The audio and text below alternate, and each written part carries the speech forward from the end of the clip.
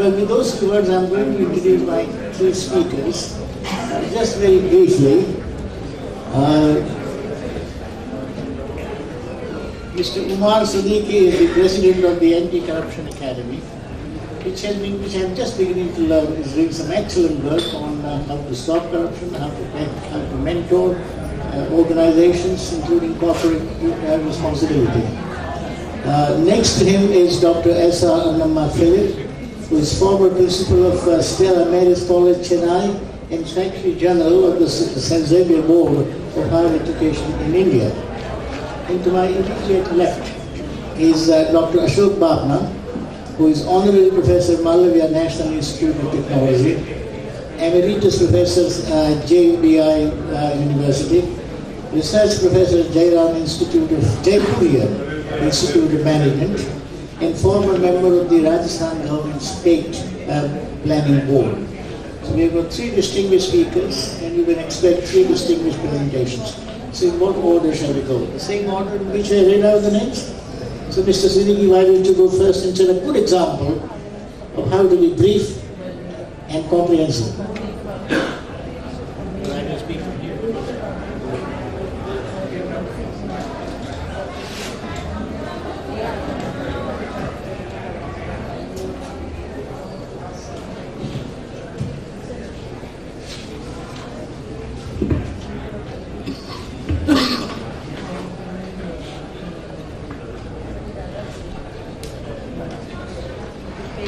Honorable Lord Bhikhu Parekh,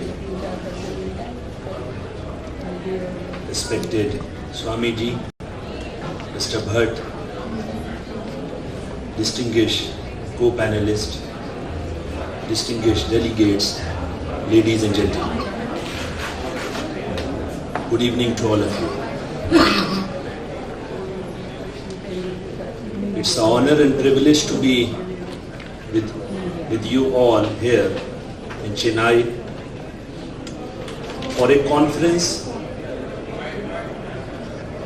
which is really a need of the hour, and we all need to strive to achieve these targets and goals and challenges. Can I please ask people at the back of the room either to sit down or withdraw?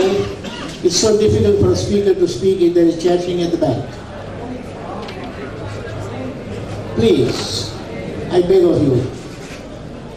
Right. Ladies and gentlemen, in a time when the country and the whole world is suffering because of communalism, because of terrorism, because of conflict, I salute Vishnu Foundation and Swamiji that he has conducted such a meaningful conference. And I hope and wish and pray that Almighty should bless us with some desired result in this particular area. My topic, of course, we all are habitual of presentation in the conferences, but this topic is so delicate, it's so critical, it's so close to our heart that a PowerPoint presentation is not going to work out. So I've decided that let's talk from heart to heart so that we can reach to some conclusion.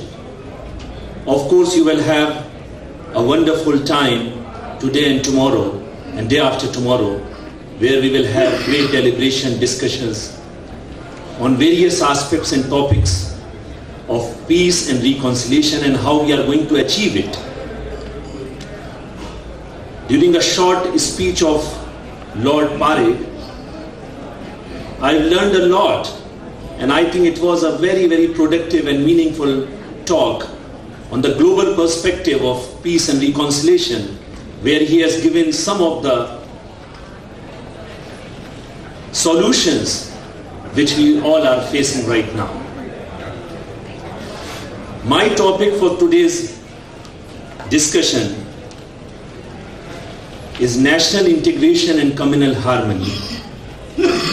essential tools for the development of the nation.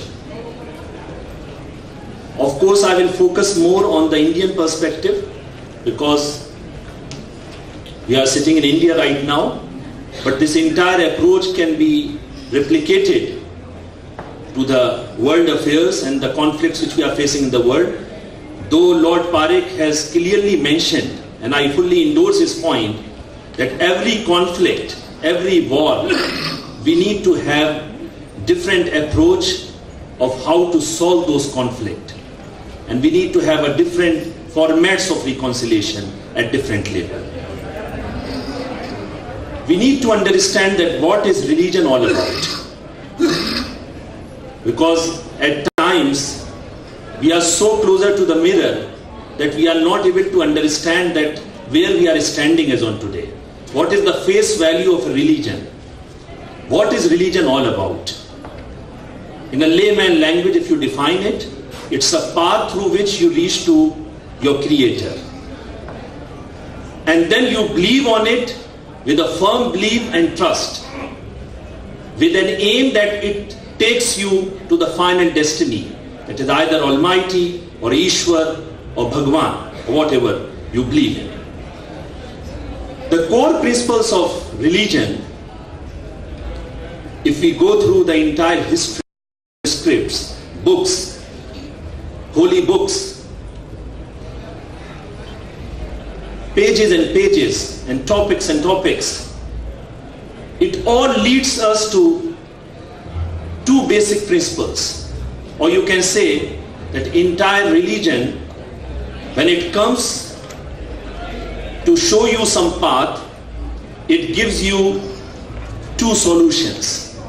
It gives you two areas that you need to follow. If we take religion as a path for us and we need to follow a compliant format to follow that particular religion, every religion gives you two tasks. The first task, that how we identify our Creator. How we identify our Creator. And immediately, the second part on which we are going to deliberate for this 3 days conference, that how we need to tackle and how we need to address the creatures of that Creator. Because unless these two things we will not address in the entire domain of religion, we are not going to achieve the desired result. Because religion as a whole, it gives you an identity. It contributes significantly for the development of your personality. It contributes significantly that the other human being who might be, they have some differences in the path to the Almighty, to your Creator, but definitely the path leads to the same goal, the same destination. It's an irony that in today's time we talk so much about Creator, and of course we need to talk about Creator. But what about the 50% of the path which gives us compliances about the creatures of that Creator? How we are going to tackle those things? And I think in the topic of communal harmony, because it is all interlinked to each other, in communal harmony we all need to learn it, that how we can live in harmony with all the differences we have in terms of our religion, our identity, and that is unity in diversity. We can follow strict religious compliances on us, but at the same time we need to follow the other 50% of the part, that is that how we are dealing with other human beings. So my topic today is that what is the importance of communal harmony and of course later on national integration in the development of a nation. Now we need to understand what is the development of a nation is all about. It's a very important part. We all are talking about developed nation. We all are talking about developing nation. We all are talking about development of a nation. Everything, every day we are talking about it.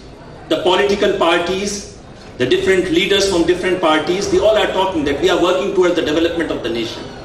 Ladies and gentlemen, it is very, very important that as religion is divided into two parts, the compliance of a religion always asks us that how we are linked with our Creator.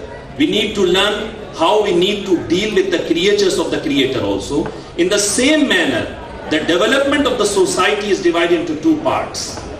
One part is, of course, what we all are talking right now, is the development of infrastructure, is the development of hospitals, is the development of schools, the development of the universities, the development of the big skyscrapers, the development of entertainment parks. All these things are definitely a part of the development, but that is a part of development of infrastructure. What about the development of the society? The most important thing in the development of any nation is the development of the society. And society can't be developed in an exclusive manner. It has to include each and every person, each and every human being living in that society. And that was the dream of all the major leaders of the world who has given, who has sacrificed their life for the development of the nation. Now today we need to see and we need to evaluate that what we are doing for the development of this society. What is our role in that? That's a very important part. We all are up to some extent following our religion.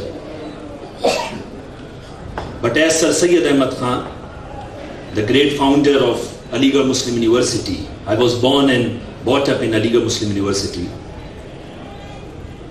He gave a wonderful example almost 150 years back. He said, India is like a bride. Hindustan ek dulhan ke manind. India is like a bride which has two beautiful eyes, Hindus and Muslims. If you people, Hindus and Muslims, he was addressing, he was a scholar as well as a great secular personality also. He was addressing a big gathering for the fundraising of the university. So he was saying, if you two, at that time he was addressing Hindus and Muslims, if you two will live in harmony, people will cherish the beauty of this bride. And unfortunately, if you will fight among yourself, it leads to the blindness of this bride. So ladies and gentlemen, it is the need of the hour right now, that how we are going to cultivate and inculcate communal harmony in the development of the nation. I will not take much time. I will go to some of the suggestions which I have in my mind regarding this entire topic, that how we are going to achieve it. Of course, Mr. Bhatt mentioned that we need to have an action plan. I have a couple of suggestions which I have experienced.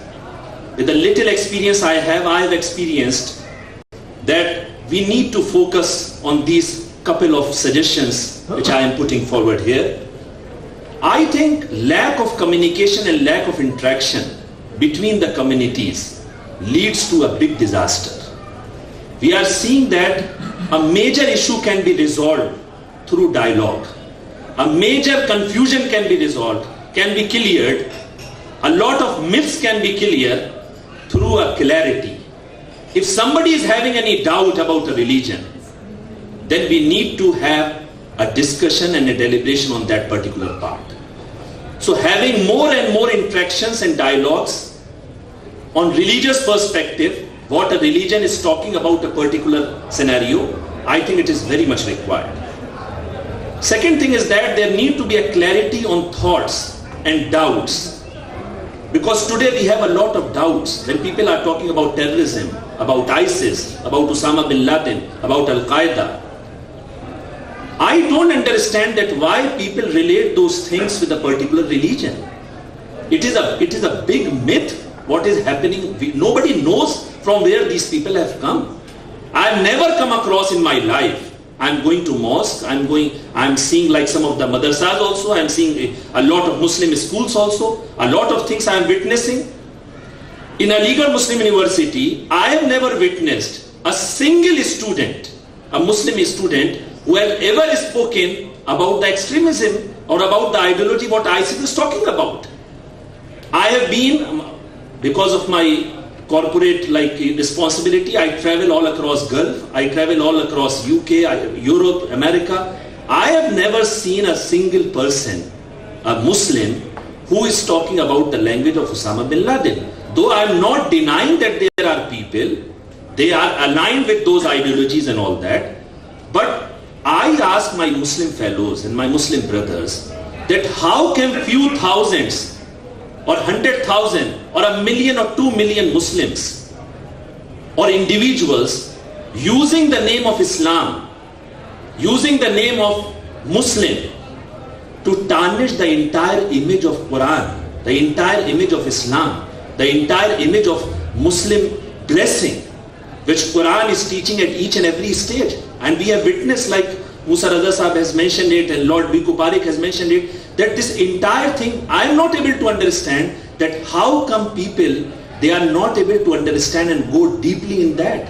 And today at different junction, we are seeing that 9 o'clock, 8 o'clock, 7 o'clock, 10 o'clock at different platforms, people are talking about, and they are deliberately putting these things where the entire poison of communal hatred is going in the mindset, is going in the heart of the youth.